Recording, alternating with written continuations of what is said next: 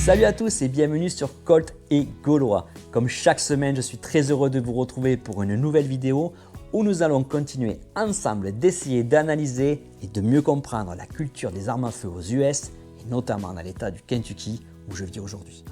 Alors cette semaine, on va parler d'un sujet un peu spécial, un sujet qui est un peu tabou dans le monde du tir et qu'on n'en parle que trop peu. C'est le plomb. Oui, on a bien entendu le plomb, cet élément naturel qui est extrêmement toxique pour les êtres vivants et l'environnement. Cet élément, le plomb, que l'on retrouve dans de nombreuses cartouches que nous tireurs utilisons à chaque fois qu'on tire. Il y a beaucoup à dire parce que pratiquement personne n'en parle et ça peut être un problème et c'est déjà un problème sanitaire. Vous êtes prêts? Allons-y. Alors, le plomb, bon, je pense que tout le monde sait ce que c'est le plomb, on a entendu parler. Bien entendu, on va faire un rapide récap. Le plomb, qu'est-ce que c'est? Vous le savez, c'est un élément naturel qu'on va retrouver en assez grande quantité un peu partout et qui a été pendant de nombreuses années utilisé pour plein de choses, notamment la peinture au plomb et j'en passe. Pourquoi? Parce que c'était peu cher et puis ça a de très bons rendements. Le plomb fonctionne très bien, on va dire. Le problème, c'est qu'on s'est rendu compte assez rapidement, enfin en tout cas maintenant il y a plusieurs dizaines d'années, que le plomb était très néfaste pour la santé des êtres vivants, que ce soit nous humains ou les animaux, et aussi pour l'environnement. Donc le plomb, aujourd'hui, on essaye de s'en débarrasser et d'en rester le plus loin possible, à juste titre, parce que voilà, c'est très néfaste, et notamment pour notre santé. Alors, tout le monde est touché par le plomb, ça, il n'y a pas de gens qui ne sont pas touchés, mais les plus touchés, ça vont être les enfants de moins de 6 ans. Alors le plomb, ça s'attaque à plein de choses, ça s'attaque à divers organes dans nos corps, mais surtout ça s'attaque à notre partie neurologique. Donc les enfants de moins de 6 ans, où ils ont leur cerveau qui est en plein développement, qui grandit, s'ils sont exposés au plomb, ça peut être très dévastateur pour eux, leur entraîner des retards mentaux importants et divers autres problèmes de santé qui peuvent être sur le long terme extrêmement graves. Mais c'est pareil aussi pour les adultes, même si nous, ayant fait notre puberté, ayant grandi, on sera exposé aux effets néfastes, mais ça prendra un peu plus de temps dans le temps, bien entendu. Ce sera moins visible rapidement, mais on sera tout aussi exposé et bien sûr, sur le long terme, on pourra mettre notre santé en péril avec des maladies très graves qui peuvent aller jusqu'à l'issue fatale. Okay, donc le plomb, bien entendu, c'est quelque chose qu'il faut faire très attention. Alors, vous allez me dire, mais qu'est-ce que fait le plomb avec les armes à feu? Alors, je pense que si vous faites du tir sportif à un certain niveau, vous devez le savoir. J'imagine que vous vous protégez lors des compétitions. Si vous tirez énormément, vous êtes sensibilisé. Mais beaucoup de gens, et notamment tout ce qui est force de l'ordre, l'armée, les tireurs sportifs un peu plus récréatifs, on va dire, tout ça, vous n'êtes peut-être pas au courant. Mais quand vous tirez, vous êtes exposé au plomb. Parce que les munitions que nous utilisons, en immense, très grande majorité, sont des munitions qui sont composées de plomb. En effet, je vais vous donner une petite image ici. Donc voilà, vous allez prendre une cartouche de 9 mm, mais on pourrait parler un petit peu de tous les types différents. Alors la cartouche de 9 mm, vous les voyez, vous avez donc la balle qui est à l'avant. Et la balle est faite en plomb. Pour l'immense majorité des cartouches qu'on utilise, d'accord? L'étui après, tout ça, ça va. Mais on peut aussi retrouver du plomb dans la poudre, à l'amorce, pardon. Dans l'amorce, il peut y avoir un petit peu de plomb à l'intérieur. Donc quand vous allez tirer, eh bien, ça va, l'explosion qui va se créer, quand votre arme, vous allez récupérer à chaque fois une petite partie de plomb. Alors, on estime qu'entre chaque tir, une arme va éjecter entre 10 et 60 microgrammes de plomb pour chaque tir, d'accord? Donc on va avoir une exposition. Bien entendu, on ne va pas récupérer tout ça, parce que ça va partir un petit peu partout, mais il y en a on va récupérer en le respirant, par la bouche, par le nez. C'est pour ça que certains tireurs sportifs ont des masques. On va aussi, malheureusement, ça va se déposer sur nos mains, sur nos vêtements et sur nous. Donc à chaque fois que vous tirez, vous allez donc accumuler un petit peu et un petit peu de plomb, d'accord? Donc ça va être l'accumulation, le problème. Et ça peut aller très vite. Si on ne prend pas de précautions nécessaires et qu'on est dans un centre de tir intérieur, notamment mal ventilé, on estime qu'il vous faudra, allez, en 4 semaines, si vous faites un tir par semaine sans cartouche, il vous faudra 4 semaines pour atteindre le seuil un peu qui commence à être un peu problématique, qui est de 5 microgrammes par décilitre. d'accord? Parce que l'OMS, eux, ils estiment qu'il n'y a pas de seuil. À partir du moment où on a un peu de plomb, ça devient un problème. Bon, enfin, on n'est pas dans un monde parfait, mais la plupart des agences partent du principe qu'en dessous de 5 microgrammes par décilitre de plomb dans le sang, c'est pas problématique. Si on est en dessus de ça, ça commence à devenir problématique, surtout sur le très très long terme. Et le problème qu'il y a, c'est que plus on en accumule, plus ça devient problématique parce que notre taux de plomb dans le sang va augmenter. D'accord ? Alors, la bonne nouvelle, c'est que le plomb s'évacue naturellement.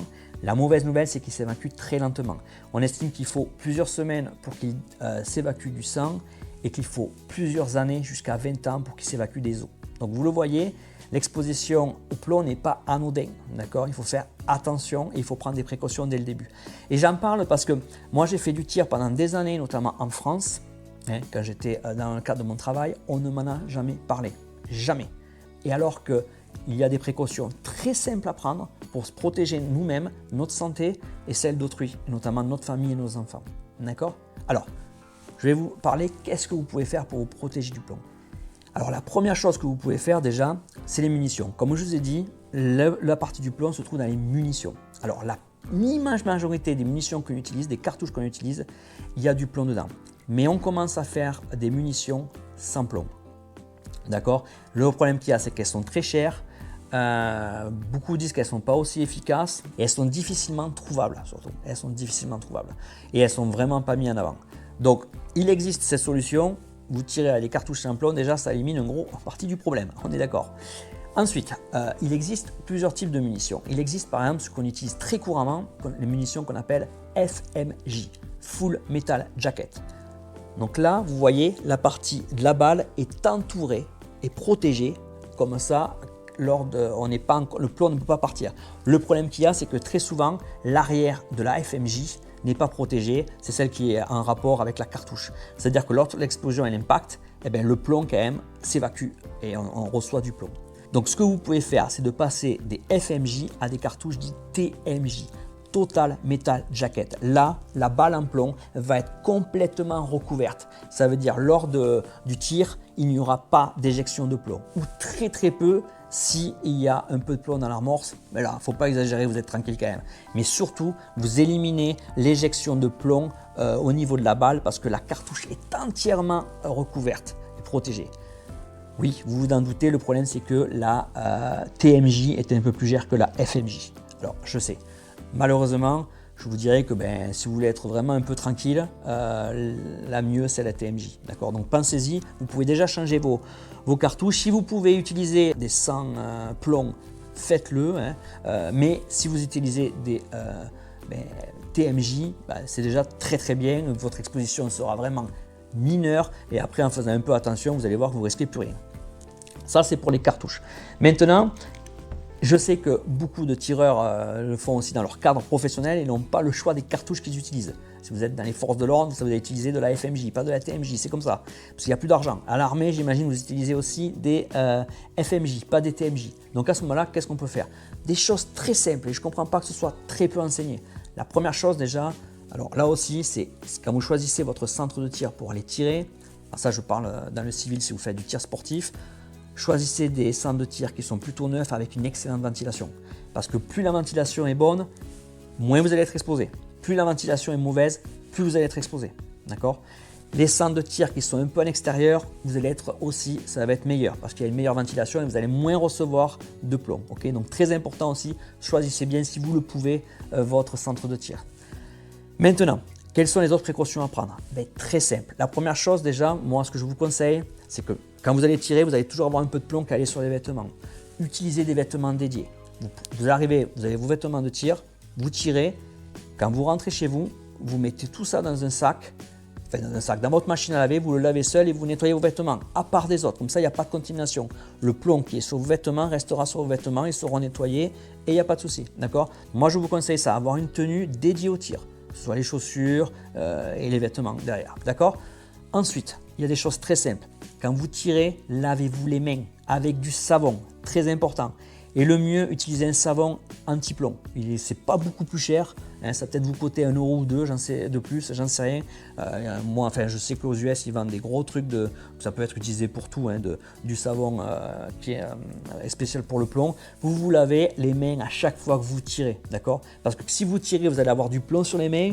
Allez, vous allez manger un sandwich après, vous ne vous lavez pas les mains, eh ben, quand vous mangez le sandwich, eh ben, vous allez manger du plomb.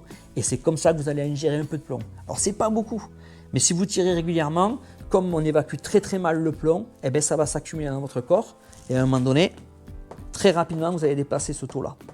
Alors, hein, sur 4-5 mois, ça ne va pas être grave, mais sur 5, 6, 7, 8 ans, ça peut entraîner des problèmes de santé importants. Pensez-y, c'est tout bête. Lavez-vous les mains, d'accord? Bien vous laver les mains, partout. Ça, c'est super important après chaque tir, d'accord?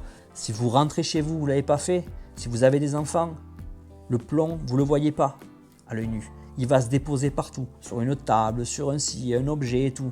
Vos enfants, ils passent derrière, ils touchent cette partie-là, ils vous touchent à vous, vous les prenez dans les bras, vous leur transférez du plomb. Donc voilà en gros ce que vous pouvez faire. Bien entendu, si vous êtes un gros tireur, et ça les tireurs sportifs doivent le savoir, hein, vous les voyez peut-être ceux qui tirent énormément, ben, mettez un masque. C'est sûr c'est pas agréable, mais déjà ça vous protège vos orifices et ça vous protège sur le long terme, d'accord? Après, si vous ne tirez pas énormément, vous n'êtes pas un tireur sportif qui allait tirer tous les jours 300 cartouches, voilà, si vous faites attention, à bien vous laver les mains et tout ça, votre exposition sera moindre, il n'y aura pas de risque, ok? Une autre chose aussi, pensez-y, quand vous nettoyez votre arme, c'est pareil. Vous l'avez vu au stand, quand vous tirez, vous avez du plomb qui s'envole ça, c'est-à-dire que votre arme, quand vous la nettoyez, vous l'ouvrez, elle est remplie de plomb à l'intérieur. Si vous utilisez bien sûr des cartouches, il y a du plomb, hein, c'est qui la plupart des cartouches. Mais il y a du plomb à l'intérieur, automatiquement. Donc quand vous nettoyez, faites attention aussi comment vous nettoyez votre arme. Utilisez des gants, c'est tout bête, utilisez des gants de chirurgien, très bien. Vous les utilisez, vous nettoyez votre arme, vous les jetez après. Vous vous lavez les mains derrière, d'accord? Essayez d'être dans un lieu ventilé aussi. Ne le faites pas dans un truc parce que vous allez nettoyer, ça va, ben vous allez faire de la poudre de plomb là qui va partir et vous pouvez l'inhaler ou ça peut se déposer sur la table. Donc voilà, faites-le dans un endroit ventilé, mettez des gants, nettoyez votre plan de travail une fois que vous avez nettoyé l'arme pour éviter que toute autre personne touche derrière et se reçoivent du plomb comme ça, d'accord? En tout cas, voilà, c'était tout pour aujourd'hui. J'espère que la vidéo vous a plu ou en tout cas vous a appris des choses. Bon, la semaine prochaine, on va aller sur un sujet un peu plus léger hein, que cette semaine. C'était un peu lourd, il faut l'avouer. Mais la semaine prochaine, on va finir notre classement du numéro 5 au numéro 1 des armes les plus insolites que j'ai trouvées. Allez, je vous souhaite à tous une bonne semaine. Je vous dis à la semaine prochaine. Ciao!